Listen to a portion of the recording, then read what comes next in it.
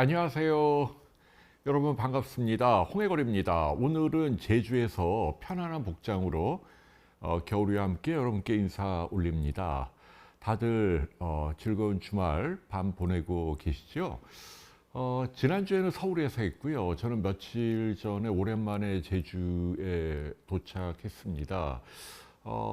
어제 오늘부터 이렇게 저희 제주 스튜디오에 찾아오는 손님들이 많아서요. 미리 정해진 약속이고, 그리고 그분들과 또 여러 가지 유익한 방송을 준비하고 있습니다. 미리 말씀드리면은 내일 1시에는요. 실버 성형에 대해서 또 이 분야 최고 권위자를 모시고 여러분과 함께 라이브를 진행할까 합니다. 예전에 제가 하던 인사이트 인터뷰라고 기억하시죠? 대가를 모시고 그분의 경륜과 통찰을 듣고 실시간으로 여러분들 모두 물어보시면 답도 해드리는 그런 시간인데요. 이거를 이제 제가 다시 부활하려고 합니다. 그래서 내일은 실버 성형이니까 뭐 50대, 60대 좀 젊게 살고 싶은 분들 많이들 물어보시면 좋을 것 같습니다. 이 분야의 대가라고 할 수 있는 우리나라 안면 거상술을 개척한 미국에서 성형외과를 제대로 공부한 분이죠.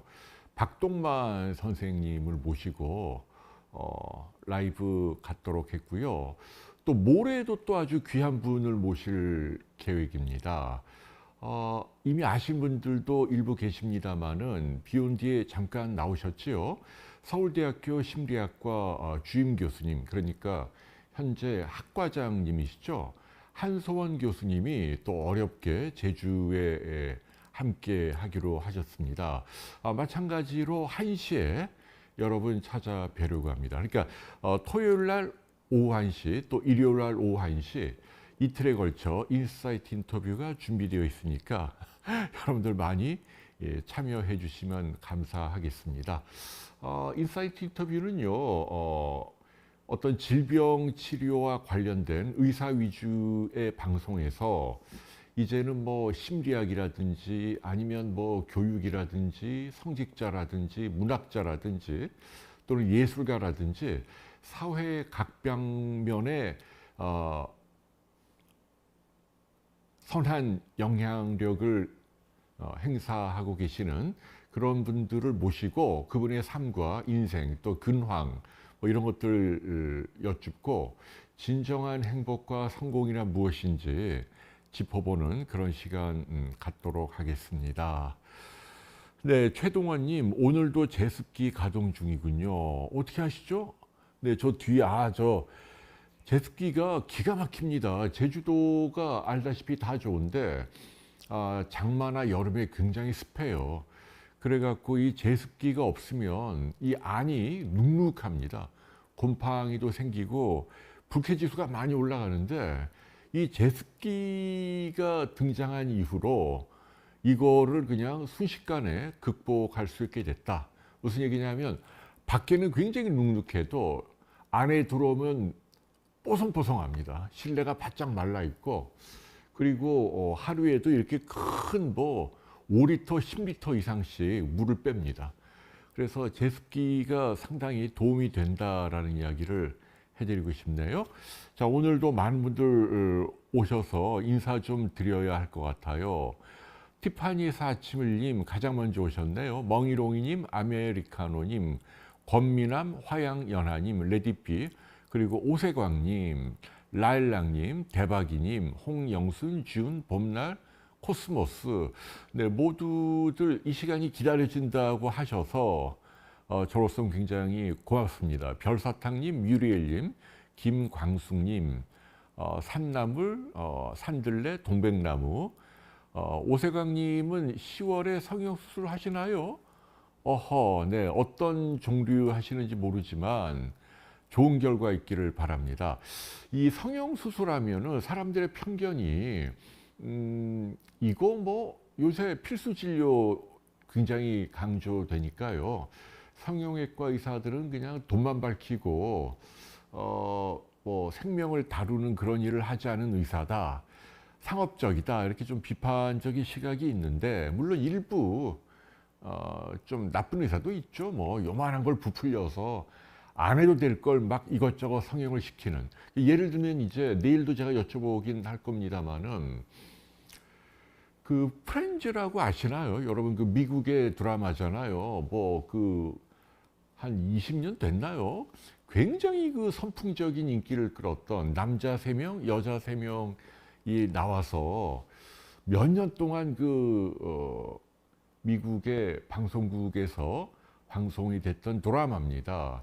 우리나라도 이제 뭐 넷플릭스나 뭐 이런 데 가면 볼 수 있을 거예요. 디즈니인지 어딘지 모르겠습니다만 거기에 보면 제가 굉장히 좋아했던 분이 그 휘트니 콕스라는 그 셋 중에 여자 한 분인데 저는 이상하게 그 누굽니까? 그 가장 인기는 그분이 있었죠. 레이첼이라는 그 누구지? 그 브래드 피트랑 결혼한 그 여자 배우인데 실제 이름이 예, 아무튼 그 드라마에서는 레이첼이라는 이름으로 나왔죠. 근데 그분보다도 오히려 그 휘트니 콕스죠. 거기서는 모니카라고 이름으로 나왔는데 그분이 저는 굉장히 그 호감이에요. 되게 그 인상이 제가 좋아하는 인상이고 매력적인 배우인데 세상에 맞아요. 제니퍼 애니스톤. 네. 제니퍼 애니스톤 말고 이제 그 3명의 여자 가운데 한 분 다 친구지만 근데 그분이 어느 날 나이 들어서 나타났는데 와 얼굴이 완전히 달라져 있는 거예요. 옛날에 그 청순하고 이지적이고 그리고 아주 그 뭔가 좀 격조 있는 유머 뭐 이런 굉장히 그 뭐라고 할까요? 그 좀 그 고상하다고 할까? 서양 여자지만 그런 이미지였는데 수술하고 난 다음에 이렇게 표현해도 될지 모르겠습니다만은 좀 사나워졌어요. 어떻게 보면은 매부리코처럼 되고 특히 눈매가 그래갖고 굉장히 좀 심술맞고 험상궂은 그런 여성으로 바뀐 거예요. 그래서 이분이 굉장히 상심했다는 내용이 미국 인터뷰에도 나와 있더라고요. 그 시술한 의사는 나쁜 겁니다. 그거는 휘트니 콕스를 사랑하는 전 세계 많은 팬들에게도 상처를 줬고 굉장히 훌륭한 아이콘인데 적당히 이렇게 다듬어서 고치는 건 좋은데 너무 나쁜 쪽으로. 그래서 어쨌거나 그런 거는 안 좋은 얘기는 합니다만은 좋은 쪽으로는 순기능이 많죠. 왜냐하면 외모가 개선되면서 자신감을 얻는 사람들 많거든요. 그건 어떤 질병을 치료하는 것 이상으로 굉장한 역할을 하는 거기 때문에요. 성형외과를 너무 미워하지 마시고 내일 많이 좀 기대해 주시고 오세광님 코 수술하시는구나. 좋은 결과 있길 기대합니다. 몰리 PPK님이 브루스 스프링스턴 하고 댄싱 인 더 다크라는 영화에 나왔군요. 그거 좀 봐야겠네. 몰랐거든요. 브루스 스프링스턴도 저 굉장히 좋아합니다. 네, 그 본인 USA인가 그 굉장히 이분은 자꾸 얘기 나오니까 옆으로 새는데요. 그 뭐가 기억이 나냐면 그 We Are the World라는 노래 아시죠? 전 세계 최고의 팝 가수들이 뭐 수십 명이 모여갖고 그 아프리카의 그 어린이를 돕자는 그런 인도적인 노래를 불렀잖아요. 그래갖고 맨 처음에 그 누구더라? 라이오닐 리치가 부르죠. 그리고 마이클 잭슨도 나오고 뭐 엄청나게 기라성 같은 가수가 나오는데 중간에 그냥 걸걸한 목소리로 하고 막 부르는 사람이 있어요. 근데 그 사람이 너무 멋지더라고요. 매력적이에요. 브루스 스프링스틴인가요? 네, 아무튼 근데 그분하고 같이 나왔다고 하니까 참고하시기 바랍니다. 자넷 홍님은 멜버른에서 보고 계시는구나. 반갑습니다. 제가 시드니는 4번인가 갔어요. 많이 갔죠. 근데 이상하게 그 이외에도 어딜 갔지? 그 골드코스트도 가고 뭐 브리스번 뭐 그런 데 갔는데 멜버른을 못 가봤네요. 거기가 그렇게 아름답다면서요. 다음에 기회가 되면 가면 좋을 것 같아요. 네, 아메리칸 록의 보스죠, 브루스. 네.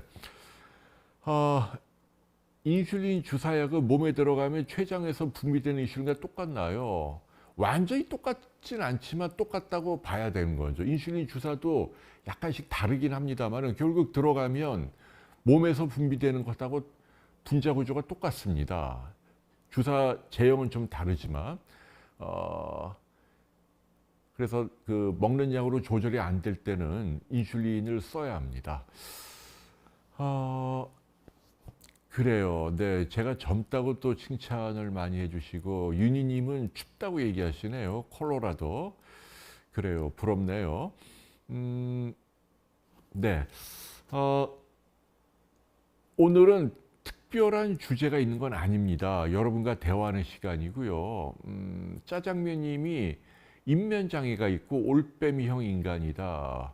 불면증 약을 먹고 새벽 수영을 다니고 있다. 그런데 수영 가는 길에 심장이 너무 뛴다. 이거 무리하면 안 돼요. 요새 여러분 다 아시죠? 돌연사, 심장마비가 1년에 3만 명이 넘게 죽어요. 지금 미국을 따라가는 겁니다. 미국이 넘버원 킬러거든요. 근데 우리나라가 중풍은 줄어드는데 심장병이 막 늘고 있어요. 막 가슴 움켜쥐고 갑자기 쓰러지는 거. 근데 이게 무리하면 안 돼요. 이렇게 지금 이분 좋지 않은 사인이에요. 그러니까 둘 중에 하나입니다. 올빼미형 수면 패턴을 바꾸든지 아니면 새벽 수영을 하시면 안 됩니다. 무리하면 안 돼요. 그리고 억지로 바꾸지는 말라고 돼 있어요. 늦게 자고 늦게 일어나는 게 과도하지만 않으면 그것도 자신의 어떤 수면 습관이기 때문에 그게 꼭 나쁜 건 아닙니다. 네, 일정한 하루에 한 7시간 정도 잠만 잘 수 있다면 그렇게 해도 큰 문제는 안 되고 불면증 약은 가급적 적게 드시는 게 좋지요. 아침에 햇살을 많이 보라, 뭐 걷기 운동, 그리고 적절한 유산소 운동, 그리고 전에도 말씀드렸습니다마는 이렇게 정신과에서 쓰는 약보다도 그건 이제 아주 수면 장애가 심할 때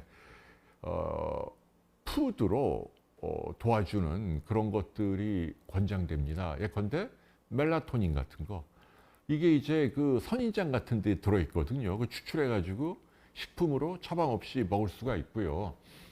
그리고 요즘은 이제 타트체리 같은 거, 그것도 식물인데 도움이 되고, 또 하나는 요새 이렇게 가바 추출물이라고 그 이름이 뭐더라? 여러 제품들이 있습니다. 근데 그런 것들이 뭐 곡물의 눈에서 추출하든지 해서 이게 우리 뇌에 들어가면은 수면을 유도하는 작용을 합니다. 그래서 수면제만큼 강력하진 않지만 부작용이 없으니까요. 저는 권장할 만합니다.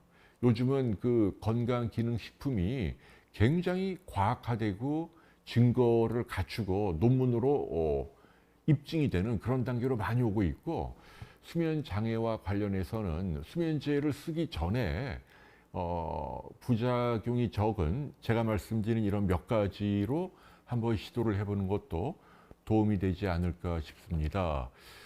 김순희님, 제습기 제게 아마 위니안가 뭐 위닉스인가 위니안가 뭐 그렇지. 네, 근데 굉장히 좋습니다. 요즘 이슈 몇 가지만 좀 짚고 또 여러분과 대화를 나눌게요. 일단 제가 몸담고 있는 의료계 이슈 보면은 지금 석 달째 되어가는데 실마리를 풀어가고 있지 못하지요. 그런데 놀랍게도 안에서는 이게 꾸물꾸물 그 새살이 돋고 있다고 표현해야 하나요? 아니면 의료의 구조가 바뀌고 있습니다. 놀랍게도. 지금 뭐 완전히 그냥 그 타협이 안 되고 중재가 안 되고 단절된 느낌인데 근데 의사와 정부가 싸우는 건 여전한데 물밑에서는 구조적으로 지금 이게 바뀌고 있어요. 자생적인 질서를 찾아간다고 표현해야지 될 것 같네요. 며칠 전에 아주 중요한 얘기 있었죠. 그 대학교육협의회, 대교협이라고 하죠. 여기가 이제 그 민간 기구긴 합니다만은 대학 정원을 자율적으로 결정하는 최고 의결 기구입니다. 뭐 대학 교수나 뭐 이런 분들 위주로 구성이 돼 있고 여기에서 이제 결정이 났어요. 내년도 그 대학 입시 정원이 어떻게 났냐?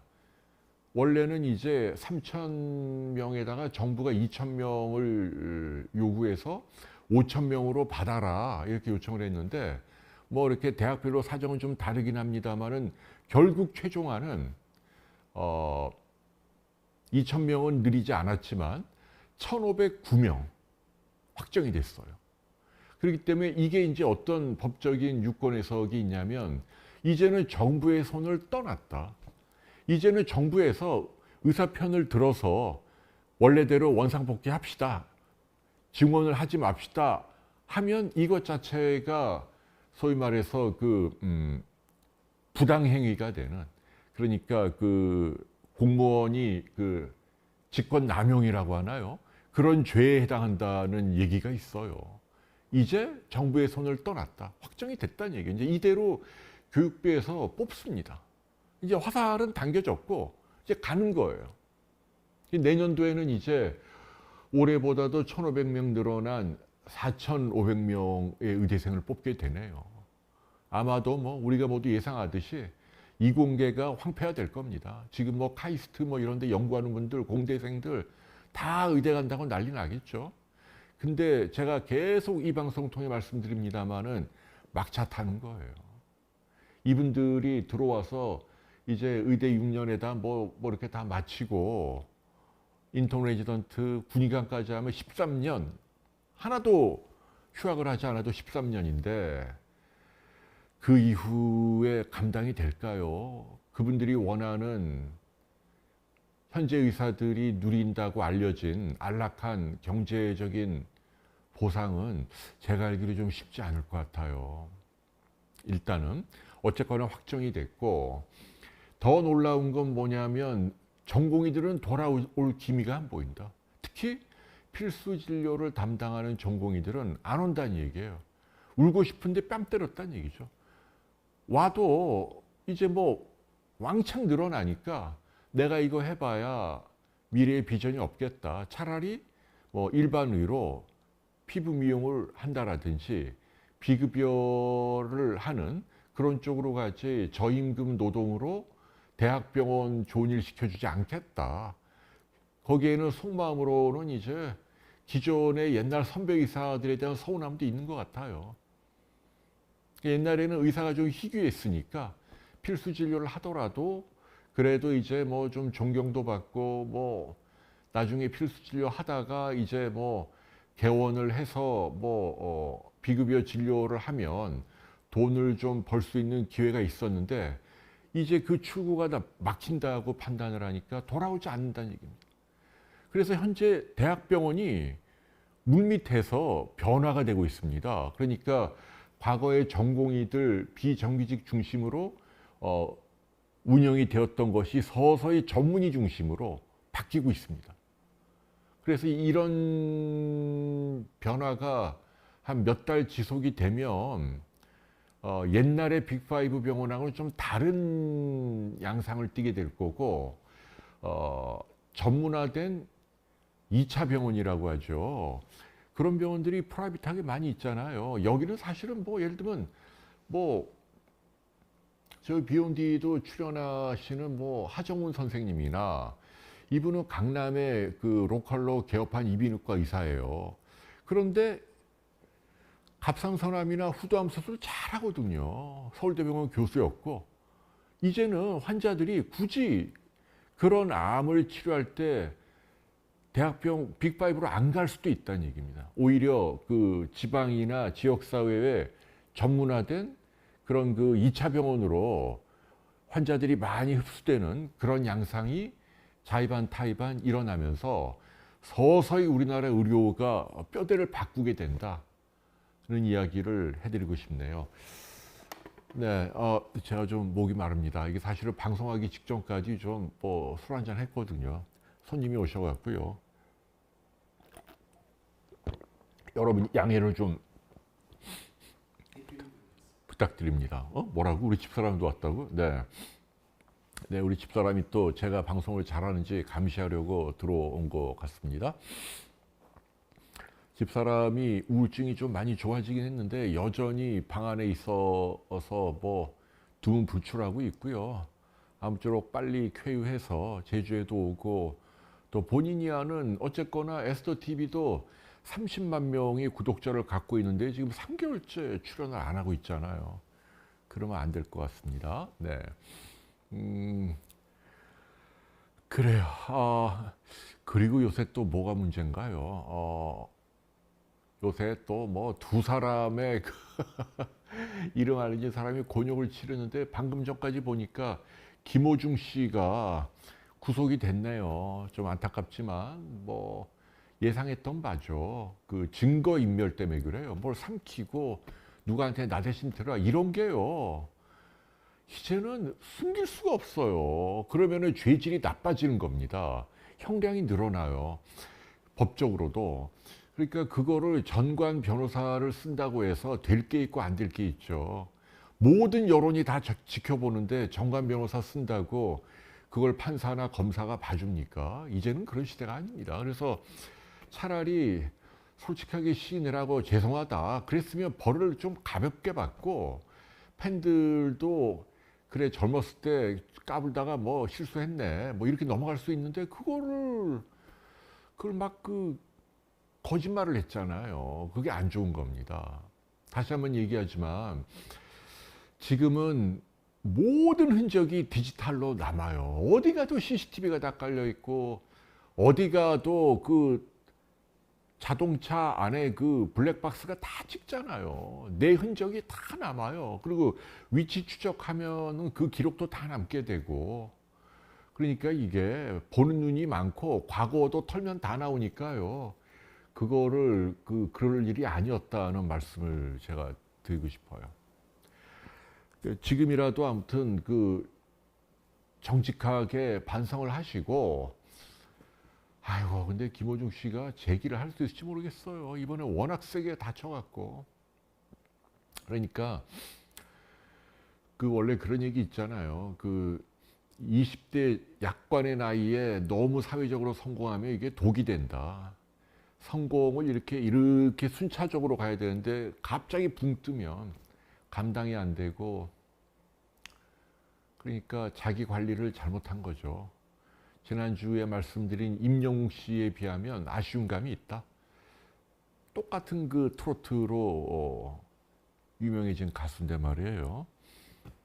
그리고 또 한 분이 이제 강형욱 씨죠. 저는 강형욱 씨는 한 번도 본 적은 없어요. 근데 뭐 개통령으로 저도 개 키우는 입장으로 굉장히 우리 사회를 위해서 좋은 일을 하는 훌륭한 전문가. 그래갖고 뭐 사람들이 흔히 칭송하는 4대 스타가 있잖아요. 우리나라에 누구죠? 강형욱하고 백종원, 또 하나가 오은영, 또 하나가 한문철. 이 네 분이 이제 전문가인데 각 분야의 전문가인데 대중들과 친하면서 이른바 선한 영향력을 행사하는 그런 분으로 알려졌는데 안타깝게도 그 중에 한 분이 이번에 좀 많이 다쳤어요. 그 개인에게도 손해고 우리 사회를 봐서라도 손해고 오늘 보니까 강영욱 씨가 며칠 동안 침묵하다가 입장을 발표했더라고요. 보니까 이제 어느 부분은 좀 이해가 되는 부분이 있고 그러니까 사람들의 일방적인 직원들만이 또 다 오를 수는 없잖아요. 그 중에 이제 저도 이렇게 조그만 회사를 운영합니다마는 뭐 간혹 드물지만 어떤 직원은 자기가 개판친 건 생각을 안 하고 뭐 이렇게 자꾸 해코지 하려는 분이 있긴 있어요. 을질이라고 하잖아요. 갑질과 반대되는 그런 분도 좀 지금 이 경우에는 좀 있긴 있는 것 같아요. 좀 악의적으로. 그러나 그럼에도 불구하고 제가 이렇게 객관적으로 볼 때 몇 가지 사실 뭐 이렇게 배변 봉투에 넣은 게 이제 그냥 배변 봉투가 아니고 그냥 검정색 비닐 봉투인데 원래 늘 격이 없이 쓰던 거라 그냥 거기 넣어준 거다. 선물 말이죠. 그 사람을 모욕하려고 뭐 담은 건 아니었다. 그리고 뭐 감시하는 것도 거기에 개도 키우고 뭐 그러기 때문에 그런 거 보려고 한 거지 직원들 감시하려고 한 건 아니었다. 뭐 그런 얘기도 다 뭐 수긍이 가고 그러나 이제 메신저까지 이렇게 들여다본 거, 직원들의 메신저, 그거는 조금 좀 상식 밖이에요. 예, 뭐 어떤 이유라 하더라도, 물론 이제 강영욱 씨 오늘 발표한 거 보니까 이제 뭐 직원들이 자기의 그 아들을 험담하고 그래서 화가 나서 봤다라고 돼 있는데, 그렇다 해도 그렇다 해도 요즘 세상이 어떤 세상입니까? 그래서 강영욱 씨가 그런 부분은 좀 부족하고 소홀했던 게 맞고, 그래서 이제 저는 제가 이제 받은 총평을 말씀드리면, 저는 뭐 누구를 편들 생각 없고 잘못한 게 있고 비판 받아야 되고, 다만 강영욱 씨에 대해서는 저는 그 얘기를 하고 싶어요. 오늘 이렇게 쭉 다 봤는데 자세히는 못 봤는데 마지막에 그런 부분이 있더라고요. 그러니까 법적인 대응을 하겠다 뭐 이제 이런 얘기가 있어요. 근데 그거는 제가 강영욱 씨를 아끼는 사람의 입장에서 말씀드린다면 별로 좋은 선택은 아니었던 것 같다. 네, 왜냐하면 이제 이거를 법적으로 뭐 악플에 대해서, 그 수많은 악플들에 대해서 법적으로 현실적으로 경찰에 신고해도 별로 실익이 없어요. 귀찮기만 하고 처벌하기가 쉽지 않아요. 그리고 일정 부분 어쨌거나 본인의 뭐 잘못으로 비롯된 일이 또 맞고, 또 공인이라고 하는 것이 또 어쩔 수 없잖아요. 널리 알려져서 뭐 유명해지고 돈도 벌고 방송에도 많이 나오고 이런 이익을 얻기 때문에 일정 부분 그런 악플은 좀 감수를 하시는 게, 그러니까 차라리 저라면 그냥 미안하게 됐다. 근데 이런 부분은 좀 억울하다. 앞으로 잘 뭐 반성하겠다. 이 정도로 갔더라면 좋은데, 이제 끝에 그 법적인 대응을 하겠다라고 얘기하신 건 좀 아니었던 것 같다. 아, 근데 저도 마찬가지죠. 저도 몇 달 전에 이제 뭐 집사람 관련된 뭐 그 일이 아직도 끝나지 않았습니다만은, 거기서도 뭐 의사 신분을 이용해서 뭐 소비자를 속여서 뭐 허위 광고를 했다. 뭐 언론에서는 어쨌거나 클릭수를 늘리기 위해서 공인들에 대해서는 마구 깝니다. 그래야만 사람들이 많이 보니까. 집사람도 상처를 많이 받았죠. 그래서 하도 억울해갖고 제가 그때 욱해갖고 제가 뭐라 그랬냐면, 이게 어떻게 보면 시기와 질투인데 이거를 더 훌륭한 모습으로 이겨내자, 뭐 이런 식으로 표현을 했거든요. 근데 이제 저는 억울해서 그렇게 했는데 길게 보니까 그게 좋은 건 아니었던 거예요. 차라리 겸손하게 작은 빌미라도 생기지 않았을까 두루 좀 미리 살폈어야 하는데 그러지 못해서 죄송했다, 이게 더 좋았는데, 제가 그냥 화가 나갖고. 그렇잖아요, 여러분. 그 집사람 제품을 뭐 수백만 명이 쓰는 거예요. 이 붙이는 거 뭐죠? 글루타치온은 3억 장이 팔렸잖아요. 그거 굉장히 많은 분들이 쓰는데, 그 많은 소비자들 가운데 이게 치료제로 오인이 되네, 무슨 약이네, 이런 분들이 있었을까요? 제가 아는 한 저희는 그런 PR을 단 한 번도 멘트로 한 적이 없단 말이에요. 제일 중요한 게 일선에 소비자들이 어떻게 생각하느냐 아닙니까? 근데 저는 그런 자신감이 있었고, 근데 뭔가 악의적인 그 전직 식약처 관료에, 이분이 뭐 평판이 그렇게 좋은 분이 아니더라고요. 알아보니까. 근데 뭐 아니, 세상에 아무리 공익을 위한다 하더라도 39번에 걸쳐서 신고를 하고 그게 다 잘못이 없다고 얘기하고 40번째 들어간 게 이번 건이거든요.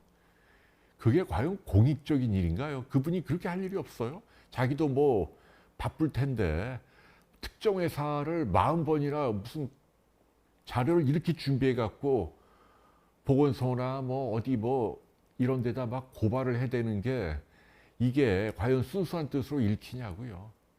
요까지만 하고 넘어가겠습니다. 아무튼 뭐 나중에 다 밝혀지면 제가 또 자세히 알려드리겠습니다. 그래서 이제 저는 어떤 말씀드리고 싶냐면, 강영욱 씨 사태를 보면서 공인은 조심해야 한다. 어쩔 수 없다. 저도 뭐 이렇게 운전하다가 난폭 운전하거나 제가 억울한 경우를 당하면 저도 창문 열고 막 화를 내고 싶은데 저거 홍해걸 아니야 이러면 제가 참습니다. 다만 제가 여러분께 이제 말씀드리고 싶은 건 우리 사회가 너무 이 약간 우리 국민들이 뭐라고 할까 좀 너무 사나우세요. 누군가는 그렇게 표현해요. 서로 못 잡아먹어서 안달이다. 대혐오의 시대입니다. 그냥 뭐라도 생기면 와 죽일 듯이.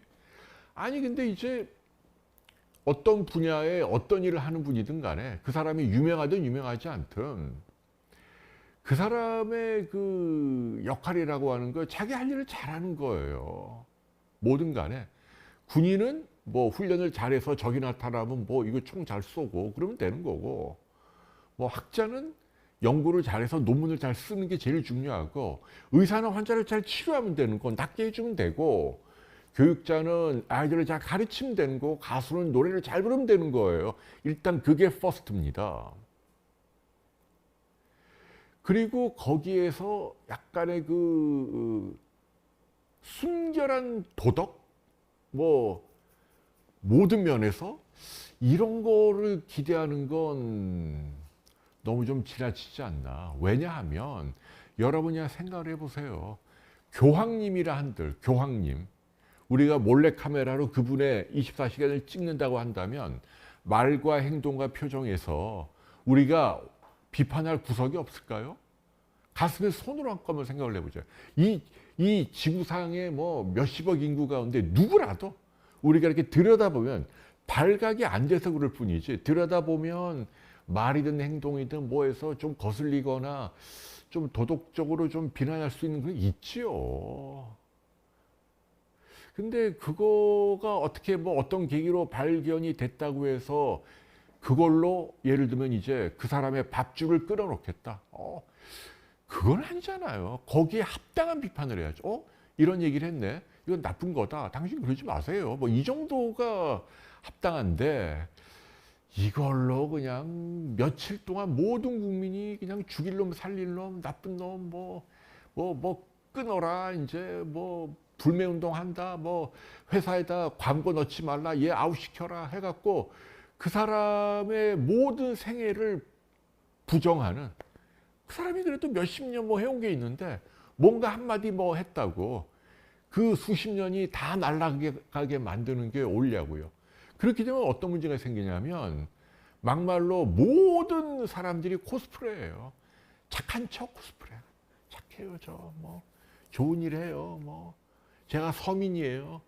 굉장히 검소해요. 돈을 안 써요. 뭐 자꾸 뭐 속으로 시커먼 사람들이 누구보다 자본주의적으로 돈 벌고 뭐 예쁜 여자 만나고 싶고 뭐 다 밝히고 이런 인간들이 뭐 이제 지도급이 올라가면 탁 안면 바꾸고 저 착해요. 뭐 속으로는 엄청 그냥 이글이글 욕망으로 불타오르는 사람들이 위선 덩어리를 다 만드는 겁니다. 우리 사회가. 그러니까 작은 거는 그냥 봐주자고요. 당신이나 나나 똑같은 사람.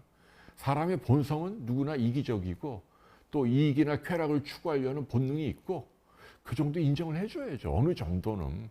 근데 여기 좀 지나쳤네. 그러지 마세요. 왜 그랬어요? 요 정도가 좋은 거지. 요만한 거 갖고 그냥 전화질을 해야 되는 거예요.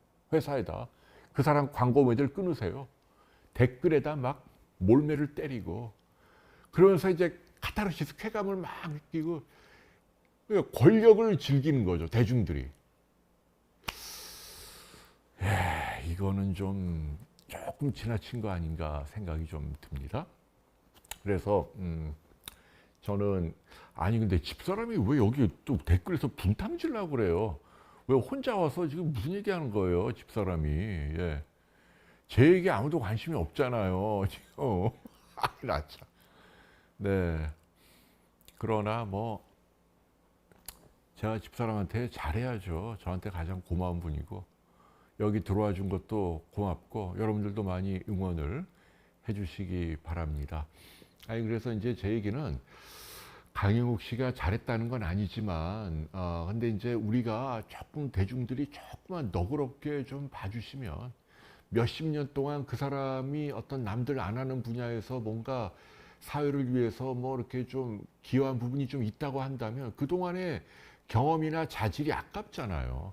그걸로 그 사람을 우리 사회가 다 날려버리기에는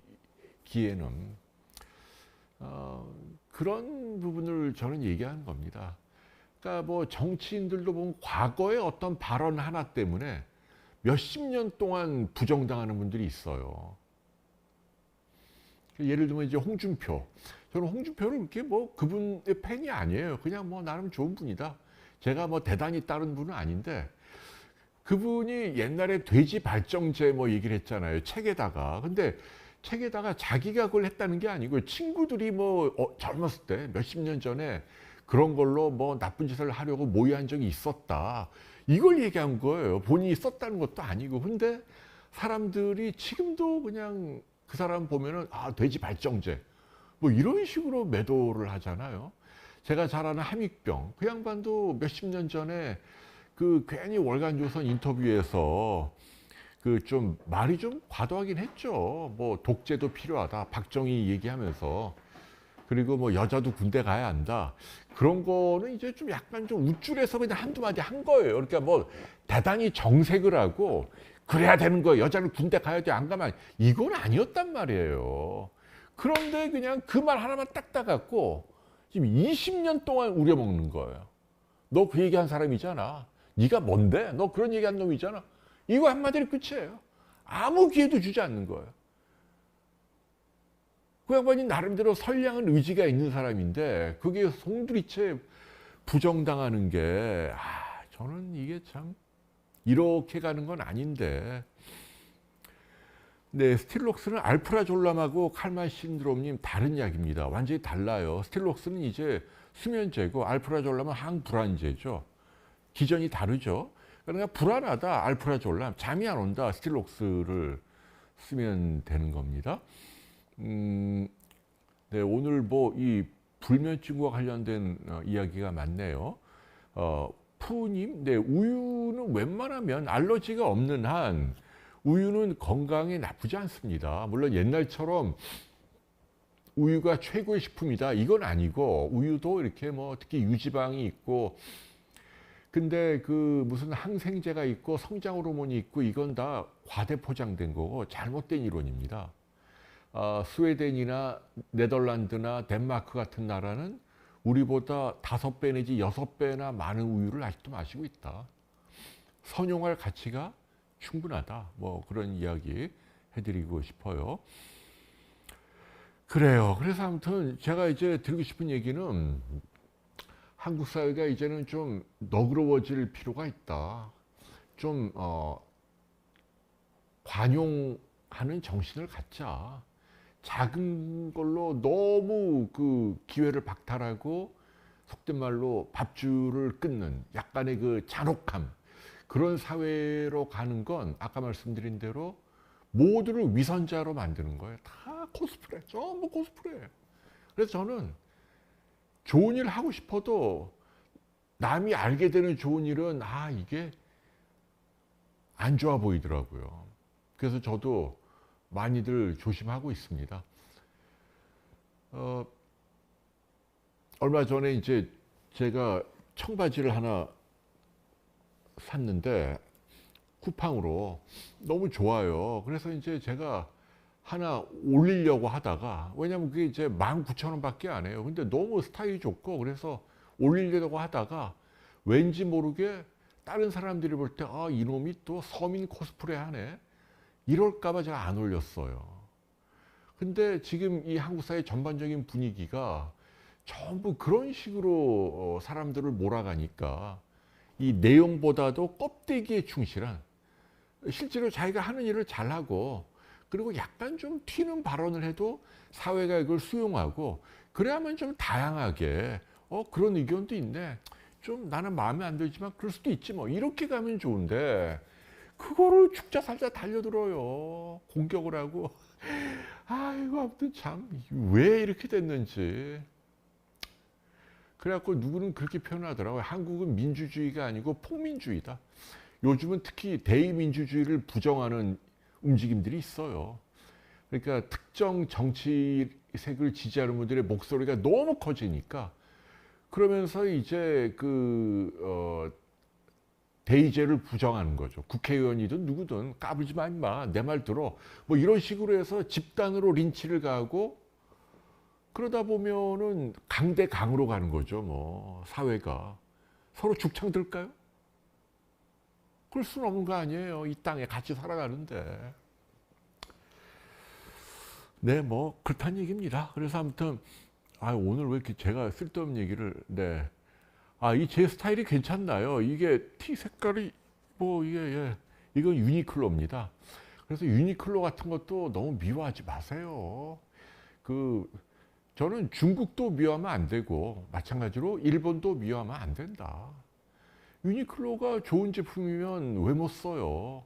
아사히 맥주가 맛있으면 마실 수도 있는 거죠. 소니 카메라도 일본 거라도 좋으면 쓸 수 있는 거지. 지금도 뭐 몇백만 명이 일본으로 가는데 지금 과도하게 일본만. 얼마 전에 제가 YTN을 보는데 YTN이 캠페인을 하더라고요. 그 지자체가 돈을 대는 모양인데요.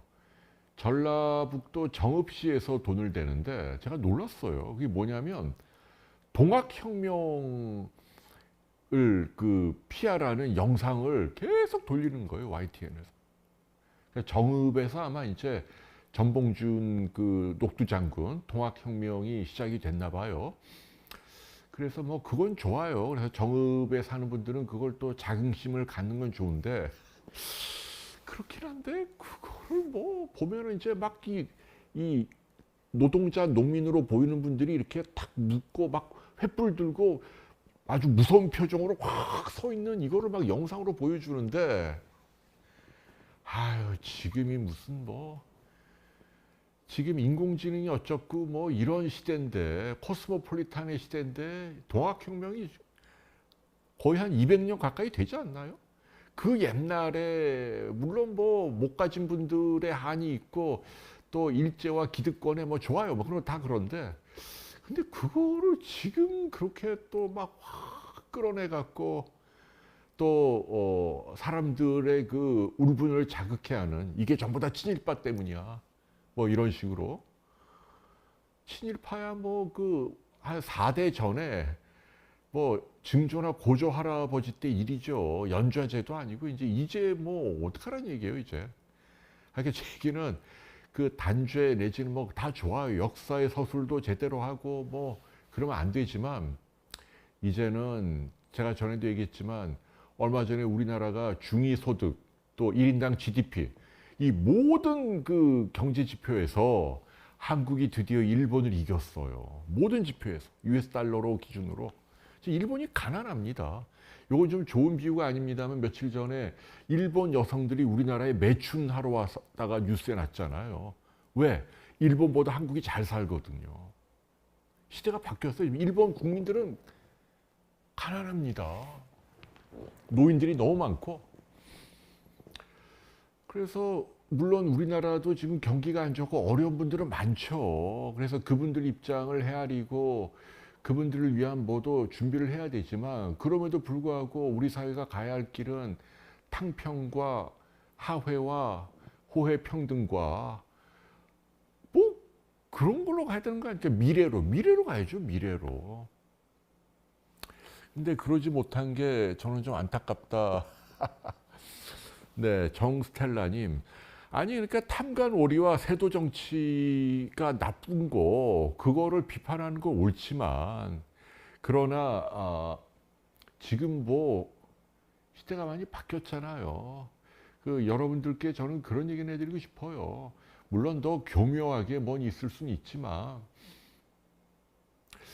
제가 존경하는 우리나라 주주운동하는 시민운동하는 대표, 서울법대에 나온 변호사입니다.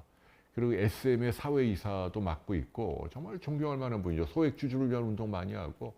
근데 그분이 얘기를 했어요. 이제 물론 여전히 대주주의 횡포가 있긴 하나 지금 한국 사회가 상당히 촘촘하게 감시를 하기 때문에 어떤 대기업도 재벌도 2대를 넘어가면 국가 소유가 된다는 거예요. 무조건 국가 소유가 되게 돼 있어요. 예를 들자면 어떤 재벌이 있는데 내가 개인적으로 뭐 옛날에 특히 나쁜 짓도 많이 했잖아요. 뭐 축첩해서 뭐 자기 애인에게 뭐 집도 하나 사주고 뭐 예를 들자면 아니면 정치인들에게 뇌물 갖다 바치고 그래갖고 뭐 한 50억이 필요하다. 그런데 요즘은 회사 돈을 50억을 쓰면 감옥 가야 되거든요. 그러면 그 회사에는 돈이 몇 조씩 자산이 쌓여 있죠. 회사는 큽니다. 근데 내가 이 회사의 대주주예요. 그런데 그럼 회사가 뭐 몇 조씩 그 매출을 올리는 회사라도 50억 가져오는 것이 어렵지 않으나 이걸 가져와서 내가 사적으로 쓰면 이건 감옥에 간단 말이에요. 죄가 큽니다. 그러면 이걸 개인으로 가져오려면 어떻게 해야 돼요? 50억을 내 마음대로 쓰려면 회사에서 결론적으로 말씀드리면 200억을 가져와야 돼요. 회사에서 배당이든 소득이든 200억을 받아서 200억 가운데 종소세로 100억은 세금으로 내고 남은 내 소득, 가처분 소득 100억 가운데 50억은 증여세로 내고 나머지 50억이 내가 주고 싶은 사람의 온전한 돈이 된다. 이해가 되시죠? 그러니까 제 얘기는 이제는 그 우리가 알고 있는 경제 불평등이나 이런 게 사회 제도적으로 견제가 나름대로 많이 되고 있고 우리나라의 세금이나 이 제도가 제가 많은 경제학자들 만났는데요. 전 세계 어떤 나라보다 낮은 수준, 평균보다 확실히 높아요. 그것만은 분명합니다. 제 말을 믿어주십시오. 그러니까 우리나라가 여전히 가진 자에게 세금을 적게 거둔다. 그건 아닙니다. 그리고 아까 말씀드린 대로 누구에게 50억 주려면 200억 가져와야 돼요. 근데 200억을 어떻게 가져와요? 회사에서. 아무리 큰 회사라도. 예컨대 자기가 주식 지분이 10%밖에 없다. 자기가 200억 배당 받으려면 나머지 90%에게는 거의 뭐 한 1,800억 돈을 줘야 되는데 2천억을 까야 되잖아요. 2천억을 그렇게 깔 수 있는 회사가 있어요. 쉽지 않죠. 그래서 여러분께 제가 드리고 싶은 얘기는 옛날에 그 동학혁명 시대에 그 터무니없는 그런 탐관오리나 뭐 이런 시대는 이제 아니고 우리 국민들이 좀 똑똑합니까? 이제는 다 감시하기 때문에 예전처럼 그런 횡포는 이제는 아니다. 이제는 뭘 고민해야 하냐면 어쨌거나 엘리트들이나 전문가들이 부를 창출하고 파일을 키우는 쪽에 좀 더 능동적으로 참여해서 외국에서 달러를 많이 벌어와야 된다는 겁니다. 물론 이제 뭐 내수를 키워야 한다 이런 주장도 있지만 막말로 달러를 수출로 벌지 않은 내수 확장은요 속빈 강정입니다. 궤변이에요, 궤변. 군불이 없는데 뭐 우리끼리 안에서 서로 돈 돌리면서 쓰는 게 무슨 의미가 있어요. 그래서 그냥 시민의 한 사람으로 제 입장을 오늘 저는 그런 것보다는 의학 얘기를 해야 되는데 네. 일본은 석유만 없을 뿐 내수가 크다. 그렇죠. 그리고 예의가 있잖아요.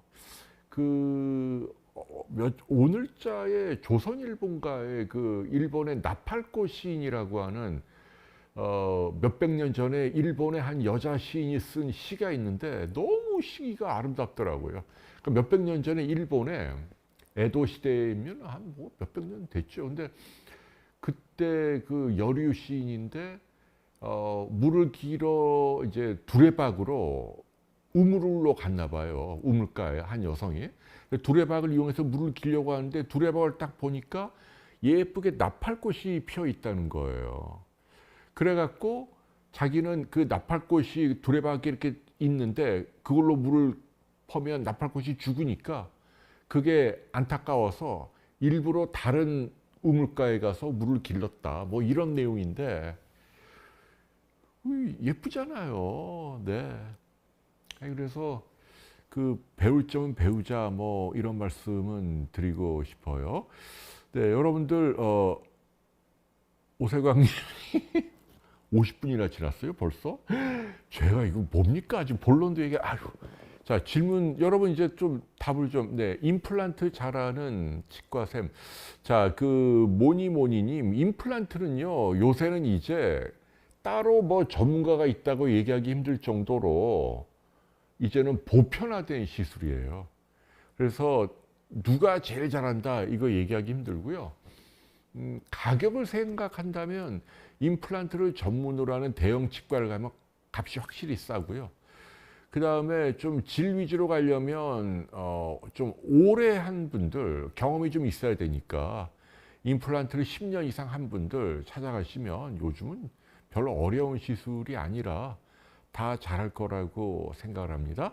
지금은 KL님은 쿠알라룸푸르에서, 말레이시아가 동남아에서는 가장 그 선진국이죠.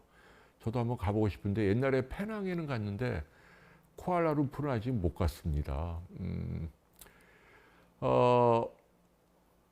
홍제닛님이 호주의 여행 오는 아시아 국가 가운데 최고 매너는 일본이다. 맞는 말이죠. 일단은요, 제가 매너가 있고 없고를 아는 가장 간단한 기준이 있어요. 뭡니까? 쉽게 얘기해서 그 다른 사람을 의식하는 거예요. 다른 사람을. 제가 그 자전거를 좋아하는데요. 자전거를 타면 불가피하게 차도를 달릴 때가 있잖아요. 그럴 때는 옆에 차들 방해를 안 하려고 저는 성격상 가능하면 인도 쪽에 바짝 붙어서 가요. 아슬아슬하게. 왜냐하면 이제 뒤따라오는 차가 넉넉하게 가시라고. 저는 좋은 취지로 그렇게 하잖아요. 근데 그렇게 하니까 어떤 부작용이 생기냐. 차들이 더 겁나게 빨리 달리는 거예요. 그냥 옆으로 그냥 휙 지나가요. 겁나게 과속으로 스쳐가듯이. 차라리 저에게 법적으로 주어진 권리, 그게 뭐냐면 가장 인도 쪽의 일개 차선은 절반으로 나눠서, 우측 차선은 차선 하나를 절반을 나눠서 왼쪽 오른쪽 가운데 오른쪽 하나는 자전거가 써도 돼요. 법적으로 보장이 되거든요. 그러니까 2분의 1까지 차지해도 괜찮은데 그렇게 가야 된단 말이에요. 그렇게 가면은 뒷차한테는 민폐예요. 왜냐하면 이제 갑자기 차로가 확 좁아지니까 그 차도 옆으로 갔다 또 들어가야 되니까. 그런데 자전거 타는 사람한테는 그게 다 낫다는 얘기예요. 왜냐하면 빨리 가지 못하니까. 이게 역설이죠. 이게 무슨 얘기냐면 나는 상대방을 배려하기 위해서 내가 어려움을 감수하고 이렇게 했는데 이 사람이 그걸 고마워해 주기는커녕 나를 더 해코지 하는 방향으로 휙휙 위협적으로 지나가면 제가 배신감을 느끼죠. 그래서 요즘은 내 안전이 더 중요하지. 내 법적인 권리니까 딱 절반 꽉 채워서 가지 뭐. 그런 생각이 들 때가 있다니까요.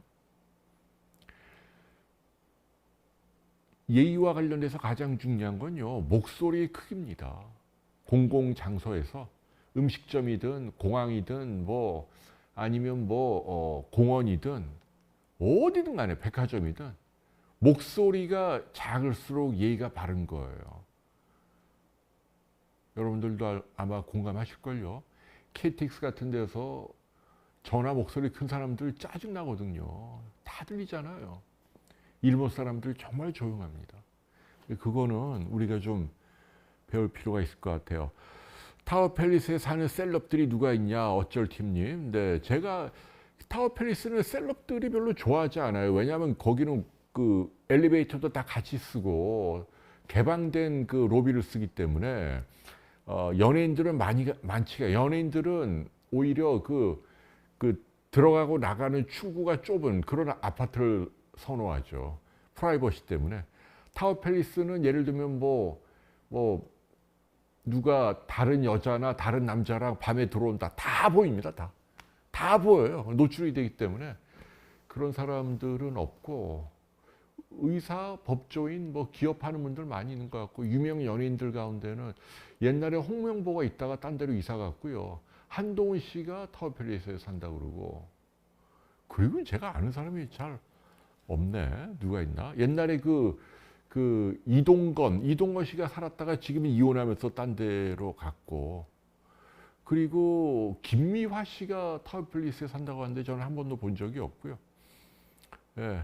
근데 제 얘기는요, 이 얘기도 또 잘못 얘기하면 여러분들 오해하는데, 그 타워팰리스나 강남에 비싼 아파트들이 있잖아요. 그건 너무 부러워할 필요는 없는 것 같아요. 물론 이제 저는 거기에 사니까 너는 임마 거기 살면서 무슨 소리야 이럴 수는 있는데,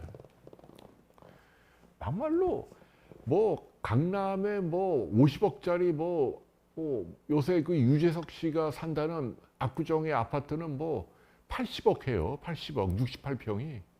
오지 비쌉니다. 근데 그게 지은 지 한 4, 50년 된 거 아닌가요? 완전 낡은 콘크리트예요. 그 아파트 자체로만 보면 같은 크기로 저 지방에 있는 데보다 훨씬 후져요. 그런데 가격은 10배, 20배 비싸잖아요. 근데 어쩔 수 없죠. 자본주의가. 어디가 조금이라도 1%라도 좋다 그러면 사람들이 몰리고 10배라도 돈을 내니까. 근데 우리가 객관적으로 딱 관조를 하면 거기나 뭐 콘크리트 덩어리에 강남이라고 공기가 달라. 뭐 인프라가 좀 좋고 어디 가면 좀 폼 잡는다 뭐 이런 건 있지만 사는 거 똑같은데 왜 비싸게 거기 사냐 이거예요. 예를 들자면. 그러니까 뭐 대한민국의 모든 5천만, 6천만 국민들이 뭐 어느 특정 지역의 아파트 값이 얼마다 뭐 이거로 비분간개하고 미국 사람들은 뭐 맨해튼의 아파트가 뭐 한 채 1,000억씩 하는 데가 수두룩해요. 심지어는 1,500억 하는 아파트가 있어요. 한 채가. 진짜예요. 150억이 아니고 1,500억. 저 맨하탄의 저 꼭대기에 새로 지은 맨 꼭대기에 뭐 펜트하우스 같은데. 그러니까 아무튼 근데 뭐 그런가 보다 하지 뭐 그렇잖아요. 그래서 우리도 조금 더 여유를 가지면 어떨까라는 그런 생각을 합니다. 입술 밑에 트러블이 나는 거예요. 그거는 이제 두 가지인데 이제 물집이 생기는 건 그 헤르페스 때문에 그렇고 그럴 때는 그 항바이러스 어사이클로비어라는 연고를 빨리 발라야 돼요. 그러면 도움이 되고요. 그게 아니라 물집이 아니고 트는 게 있어요. 그럴 때는 이제 건조해서 그런 거니까 그 립스틱을 발라야죠. 뭐 그걸 립밤이라고 그러죠. 그리고 요즘은 이게 참 신기한 게 히알루론산이나 뭐 이런 이너뷰티가 있어요. 그럼 먹는 건데 이게 원래는 이제 닭뼈슬이나 아니면 돼지 연골이나 닭의 연골 이런 데 있는 성분이에요. 근데 이게 수분을 잡아당기는 힘이 있거든요. 푸드인데. 근데 그거를 영양제로 먹으면 피부가 좀 촉촉해지는 게 효과가 있습니다. 아주 신기해요. 그래서 그런 걸 먹어서 이너뷰티로 도움을 받는 것도 저는 한 가지 방법이다라는 말씀을 해드리고 싶고요. 베리베리님이 경기도 내 중대형 병원에 망막 파열, 찢어지는 거겠죠. 네. 시력을 완전히 잃을 거라고 한다. 망막 파열, 방리 뭐 이런 건데 실명이 되죠, 심하면. 근데 요즘은 여러 가지 레이저나 수술 기법이 좋고 그 비욘디 도와주는 순창영 병원의 이성진 교수님이 이 분야의 전문가예요. 비록 뭐 유명 서울대나 삼성 이런 데는 아니지만 이분이 수술도 잘하고 비욘디에도 많은 도움 말씀을 해주시고 그래 망먹을 전공으로 하는 데 가면 좋지만 뭐 지금 말씀드린 이런 그 중대형 병원 가도 괜찮다. 지금은 그 더군다나 의료 파업인데 뭐 기다리고 뭐 하는 데 가면 안 될 것 같아요. 빨리 치료하는 게 옳습니다. 녹슨 커터칼에 손가락을 베었는데 파상방 주사 맞으러 가야 하나요? 네, 좋은 질문이네요. 원칙적으로 맞는 게 좋은데 맞으라고 돼 있는데 저라면 그게 말이에요. 커터칼로 비더라도 손가락 비었으면 저는 안 맞아도 될 것 같은데요. 이게 이제 양이 중요한 거거든요. 뭐 독소든 세균이든 간에 이게 뭔가 이렇게 그 개한테 물릴 때 왜 사람이 죽는 줄 아십니까? 운 없으면 개가 사람을 물면 겉으로 볼 때는 물린 자국이 작아 보여요. 피도 많이 안 나고. 근데 문제는 깊잖아요. 이빨이 꽉 무니까. 그러니까 개의 침 속에 나쁜 세균이 사람의 조직 안으로 들어가는 거예요. 그리고 이 출구는 좁고 그러니까 안에 들어간 독소가 배출이 안 되고 여기서 봉화지겸이 생기는 거죠. 면역이 나쁜 분이라면. 똑같은 거예요. 그래서 이제 뭐냐면 이 손가락은 개방창이잖아요. 비면 피가 막 나잖아요. 그래서 이거는 조직 안에서 들어가서 저라면 안 해도 될 것 같은데요. 네. 못에 찔렸다 그러면 차라리 못은 위험하죠. 못에 찔렸다 그러면은 파상풍 맞는 게 좋은데 커터칼 정도로 네, 저라면 굳이 그래요.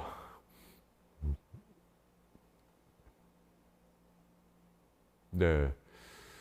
비타민이 D가 3000 IU까지 먹을 수 있습니다. 네, 5000 IU도 많이 부족하면 그냥 혈액 검사했는데 비타민 D 농도가 뭐 10 이하다. 그러면 5000 IU 먹어야죠. 네.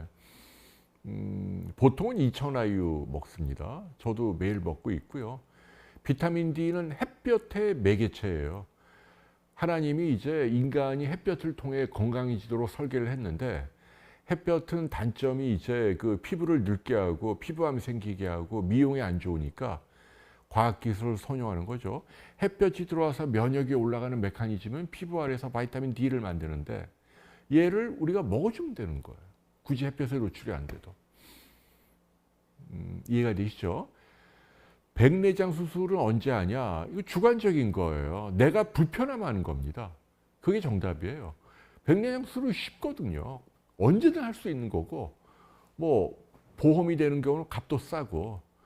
그래서 이거를 서둘 이유가 없다. 특히 생내장이라 그러죠. 백내장이 심하지 않은데도 노안 교정을 뭐 레이저나 뭐 이거 한다 그래 갖고 뭐 실손보험으로 1000만 원씩 청구하는 병원들이 많은데 그런 병원들은 좀 혼이 났으면 좋겠어요. 네. 백반증은 왜 생기나요? 유전입니다.